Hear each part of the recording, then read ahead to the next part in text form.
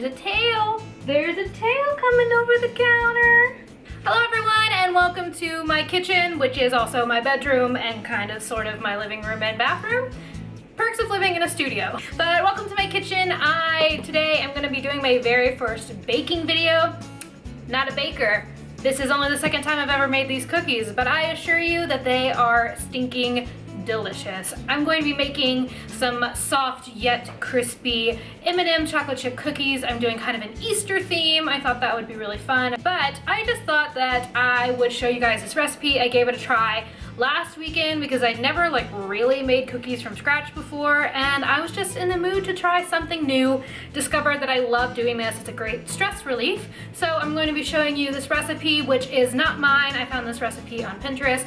Again, I'm not a baker. I don't know how to do things that are scientific to create food. I don't know how to do that. So I'm gonna be going off of a recipe that is on my computer over here on Pinterest from a blog called thebakingchocolatist.com. I will put a link to this in the bottom bar below, but first I'm going to jump in and show you all of the ingredients that you will need.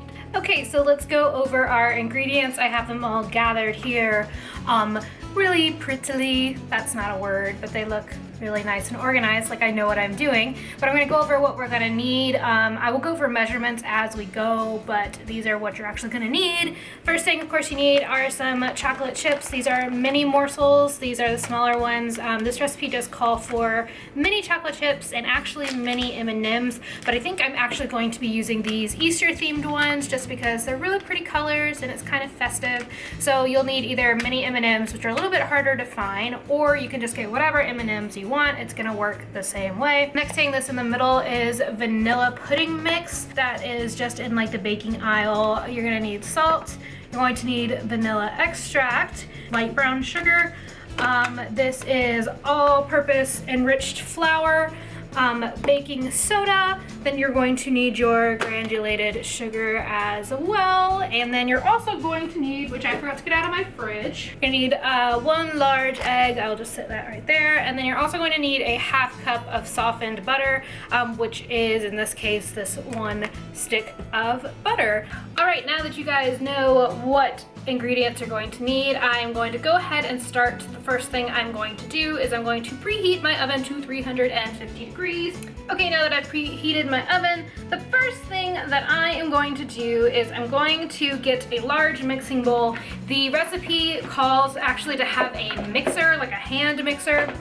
I don't have one of those because I don't bake, nor do I have the money to buy one, so we're gonna be using old-fashioned hands for this entire recipe. If you have a mixer, Godspeed, I wish I had one. Using a mixer in a large mixing bowl, cream together the butter and sugars all together. So the first thing we're gonna need is our butter. You're gonna wanna make sure that this is softened or else it's gonna be super, super tough to mix into your bowl. So I'm gonna put that as I said, 1 bar is half a cup, so I'm gonna put that in there. So you're going to need half a cup of granulated sugar, and then you're gonna need half a cup of the packed brown sugar. Now we're going to start with the sugars. The first one I'm going to do is a half cup of granulated sugar. There is a dog all up in my business. I don't know if you'll be able to see his nose, but it's there. He's sniffing all the good smells. I assure you it smells amazing in here. Okay, I'm gonna add that in. And then we're gonna do a packed cup of brown sugar, half cup of brown sugar. By the way, this is a great thing to do when you're watching TV or listening to podcasts. I have been listening to the Cereal podcast, and you guys, it is amazing. And I am hooked on hooked on hooked. Turn on your favorite show, whatever, watch some Netflix, do this, or do it with some friends, have a dance party. I love doing this. So I'm gonna add this half cup to my mixture here. This is what it will look like before you start mixing. And then I'm actually gonna be using a fork, which I don't even know if that's the best thing. It seemed to work okay for me last time. And I'm just going to start mixing this until it all creams together. And I warn you, it's gonna take a while. All right, so after a nice little arm workout there, I have creamed together my sugars and my butter, which looks a little something like this. So those are all mixed together. So now we're going to move on to the next step, which says to add egg, a vanilla extract, and mix until well combined. All right, uno egg. And then we want the vanilla extract, which is a fourth a cup. No, not fourth a cup. Oh my God, that would be so much vanilla. Where is the vanilla extract? Okay, half a teaspoon. Bada bing, bada boom. Now we are going to mix until well combined. So here we go again. Yeah. You know, egg is just really gross. It's just never not gross to me. Like, why is a food that color? I don't want to know why a food's that color naturally. That's really disgusting. I will say the smells exquisite. Like, I don't really know like what well combined really looks like. I kind of just guess. Ryder, can you help out, bud? Can you pull your weight here? You're literally just sleeping. I'm gonna get no cookies with that behavior. Okay, so I'm gonna say that that is well combined. All of you baking people out there will probably tell me that that is so wrong. Next, we're gonna add in the flour, instant pudding mix, baking soda, and salt. So the rest of the dry ingredients, we're gonna mix into here. So I actually already measured out my instant pudding mix because I had one left over from last time. Needed to see if I actually had enough, so I'm gonna add that in. So that instant pudding mix was 1/4 of a cup. So our flour is going to be 1.5 cups of flour. I find it really helpful to have like these little extra bowls so you can put stuff in them and they're not gonna get like messed up. Like this now needs to be rinsed. And I know what you're saying, why would you rinse that just before you're about to put dry ingredients in it? And that's because I'm an idiot.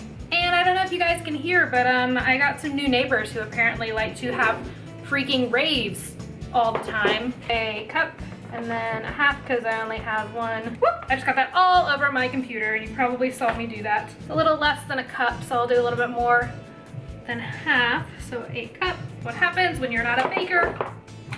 You gotta measure like 12 times. All right, so, and then the last thing that we need, oh gosh. Okay, and now we're gonna need our baking soda and salt. We are going to need 1/2 teaspoon of salt. And then we're going to need 1/2 teaspoon of baking soda as well. See, this is another one that I did over a bowl last time. That really helps because this is kind of an odd box. I'm gonna try to measure this out the right way. Lots and lots.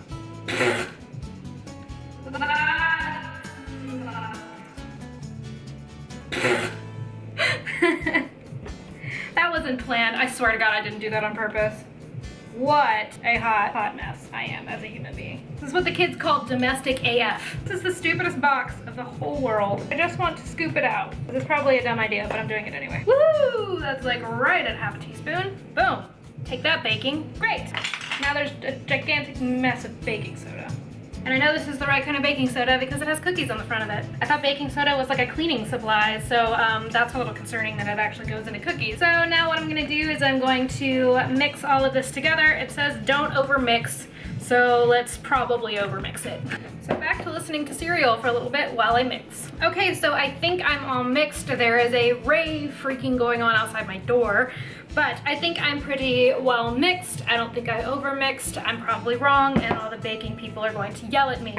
But I am now going to move on to the next step, which I believe is adding in the fun stuff, which is our mix-in. Yep, that's right. We're gonna go with our chocolate chips and I am going to go for the M&M ones because, or the Easter ones because they're pretty and also that's what I did last time and it was good. The reason I got these last time is because I couldn't find the minis.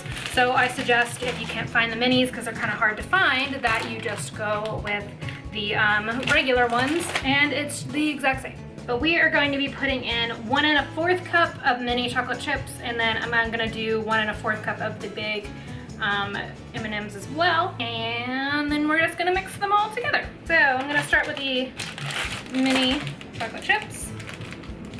If I can get them open. So I'm gonna do 1 1/4 cup. It's gonna look like a ton of stuff and this is only a cup. Like so many chocolate chips, but I am a chocolatey gal, so this is a dream. And put those inside. They smell delicious. And then I'm going to do the same thing with my M&Ms. All right, 1 cup.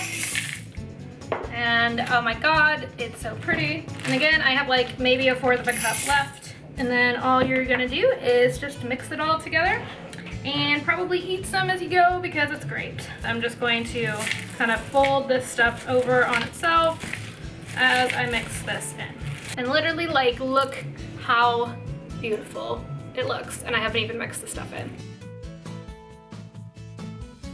It says to do this with a wooden spoon, which I don't have one, so I'm actually going to switch over to a like plasticky one that I have. This is really a ladle, to be real with you, but it worked last time, so let's just use this to kind of mix some stuff around. I think we're about as mixed as we can be.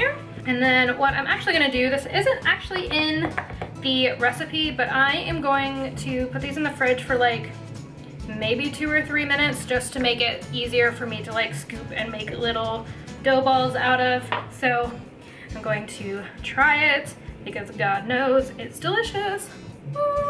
Literally so amazing. So good. And I know I'm gonna get yelled at for eating raw cookie dough, but like, have you ever had raw cookie dough? That's the real question. If you have, you wouldn't yell at me. So I'm gonna finish eating everything off that spoon after I throw this M&M. I'm gonna eat this M&M. I'm gonna put these in the fridge for like maybe 3 minutes. So while those are chilling in the fridge, what I'm gonna do is go ahead and start prepping our baking trays here. You actually, it says in the recipe that you should line these with parchment paper. I don't have parchment paper. These are non-stick, but I'm still gonna put a little bit of a greasy spray on them just to make sure that they don't get stuck. So I'm just gonna like lightly spray them. And I'll get back to you in just a second. Yum. If you don't eat while you're baking, like, what's the point of even baking, right? Okay, so just washed my hands because I was eating off the spoon, as you saw. So I'm now gonna get them out of the fridge. And it hasn't been in here very long, like I said, like maybe 2 or 3 minutes. And now I am just going to, I'm gonna scoop them by hand. It says to scoop them with like an ice cream scooper. But to be real with you, this is easier. So I'm just gonna get like little, like probably this size, little balls of dough, and then I'm actually going to squish them down with my palm. I think it makes them a little bit thinner, and then they also get a little bit gooier that way. So let's just go ahead, start making our little dough balls. So I'm just kind of rolling it in my hands and then just pressing it together. And then, even though it's kind of sticking to my hands, I should probably put some Pam on my hands. I'll start placing them on my trays. This is a really soft dough, so it kind of falls apart in your hands, but that just means that they're gonna be really gooey and awesome. They're gonna be so good, I promise. And I believe this recipe makes like something like 24 cookies.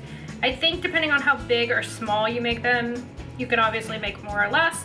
I think last time I did this, it made around 20, but I made them relatively large, so.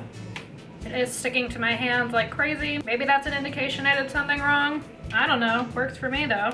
Yee! So much dough on my hands, y'all. It's just like falling apart in my hands. So this dough I think is like, it's kind of hot in here and it's just kind of like super melting. So what I'm gonna do is I'm gonna put it back in the fridge for a little bit and try to let it harden a little bit and see if that helps. So I'm gonna put this back in the fridge and probably leave it for about 5 minutes. I'm actually gonna put it in the freezer. Okay, so while those are chilling, I am actually just gonna go ahead and put this round of cookies into the oven. I am missing one, sorry if you're like me and that's gonna bother you, but I'm gonna go ahead, get the ball rolling. I'm gonna put these in the oven for 10 to 13 minutes. I find that the like shorter you cook them, the better they are. So I'm just gonna keep an eye on them. I'm gonna set my timer for 10 minutes, but if they look better at 8 or 9 minutes, then I'm gonna take them out then. So just use your best judgment, and you probably know your oven a lot better than I do. Okay, so I put that in the freezer for a little bit, which was a really great idea because now I can actually make little dough balls that aren't totally sticking to my hands. So I'm going to continue doing that on this little tray. And you know, in retrospect, maybe a little less, maybe like more of like a 3/4 of a cup of the big M&Ms would probably be a little bit better just because they do take up a lot of space like in the actual dough ball. But I mean, like I said last time, they were absolutely delicious and this is exactly how I did it. So I ain't complaining, you know what I'm saying?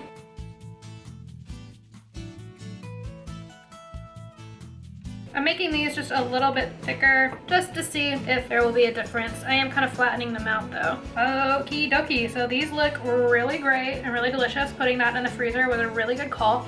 So I'm gonna wash my hands and then I'm going to put these in with the other cookies. So it's been about 7 minutes on the other little batch of cookies. I'm gonna check them as I put these in. What I do is just take like a fork and kind of pat the top of them to see if they're still like soupy. And I do have my oven light on just because I want to be able to see them. So I suggest doing that, and then your dog will come and sit here with you and probably lick the spoon I have in my hand. Spoon? This is a fork. Whatever. You cannot have the cookies. These cookies are not for puppies. Oh, they're looking so good. I think they're good, so I'm gonna let those cool. So I'm gonna cook the other ones probably a little bit more and then compare. Okay, so yay. I'm going to leave these cookies to set there for about 10 minutes or so to cool. Then I'm gonna take them off and put them on a plate and let them cool a little bit longer. And then we'll test them out. And they're bound to be delicious. Okay, so what I'm gonna do while I'm waiting, since I have a little bit of time while those are cooling off / finishing cooking, I'm actually going to save the rest of the dough and bake it tomorrow night. So what I'm gonna do is I'm gonna take it out of this bowl so I can wash this bowl, and I'm gonna put it into this little guy. All right, now that you have it all transferred into your bowl and it looks much cleaner and prettier, all you have to do is cover it in foil and put it into your fridge. 1 little scoop of raw cookie dough for the road. I'm gonna clear some space over here. Now ordinarily I would say get a little cookie like drying rack, but I don't actually have one. So I'm just going to put them onto the plate, but if you take them off the tray, it'll like stop them from cooking and they'll cool a little bit better. And I'm actually going to put these onto the plate so that they can continue to cool out off. Oh, these are so pretty. Oh, this one's like perfect. Like, look at the beauty. I'm gonna drop it. Faux show. I'm gonna drop that, so I'm gonna put it down. Yay! Oh my god, they look so good and so perfect. Oh. And in perfect timing, that thing is about to beep in 5, 4, 3, 2. And then I'm also gonna let those cool off for about 10 minutes and then probably another 5 or 10 minutes or so on the plate. And then we will taste test to see which batch was better. And I have so far, I have 1, 2, 3, 4, 5, 6, 7 cookies, and I probably have about 6 more in there, and I have a ton of dough left to make more. All right guys, we are done. The cookies have cooled for the most part. These are still pretty warm, but we have the 2 different sets of cookies. This is the first batch over here, which was the one before I put them in the freezer, and then this one is the one after I put them in the freezer. And if you can tell, but this side is a little bit more chunky. They're not as like smooth, and then these are a little bit more smooth. I think it's because this dough stuck together much better than this dough did, but they both look really great. And now is the moment of truth, and here we go.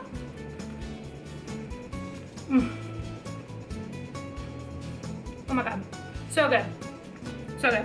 They're both gonna be delicious, honestly, but to be honest, they taste exactly the same. Even the texture is pretty much the same. These are just a little prettier. Perfectly crispy around the edges, super gooey in the middle. They're delicious. I hope you guys enjoyed this video.